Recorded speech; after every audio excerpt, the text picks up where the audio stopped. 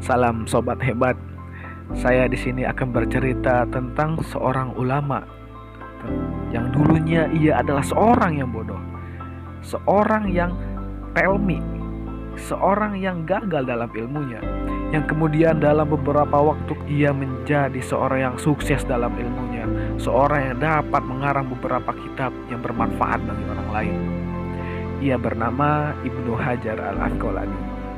Beliau dulunya hanya seorang santri yang bodoh, belajar kepada gurunya sampai beberapa tahun, namun dirinya tak kunjung bisa, hingga akhirnya ia sampai ke titik putus asa.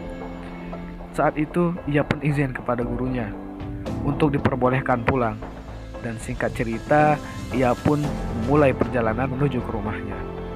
Di tengah perjalanan turun hujan yang deras, sehingga ia terpaksa berteduh dalam sebuah gua. Oleh karena hujan yang tak kunjung reda, ia pun memutuskan untuk masuk lebih dalam kepada gua tersebut agar ia bisa duduk dalamnya. Pada saat itu terdengar suara gemercik.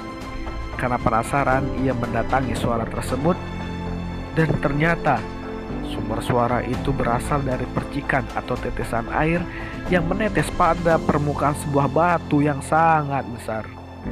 Namun ada satu hal unik yang terlihat di sana. Batu besar itu terlihat berlubang pada satu titik yang dimana air itu turun di atasnya. Melihat batu berlubang tersebut, akhirnya ia berpikir, ia merenung, batu yang besar dan keras ini pun lama-lama akan berlubang hanya karena tetesan air. Kenapa aku kalah dengan batu? Padahal akal dan pikiranku tidak sekeras batu.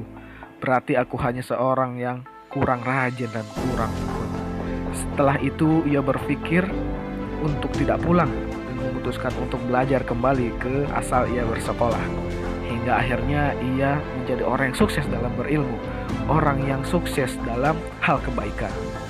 Begitupun dengan kita, yang awal-awalnya hanya seorang yang biasa-biasa saja. Apabila kita tekun, kita rajin, kita senantiasa berusaha, maka tidak ada kata mustahil bagi diri kita untuk mencapai tujuan-tujuan kita ke depannya.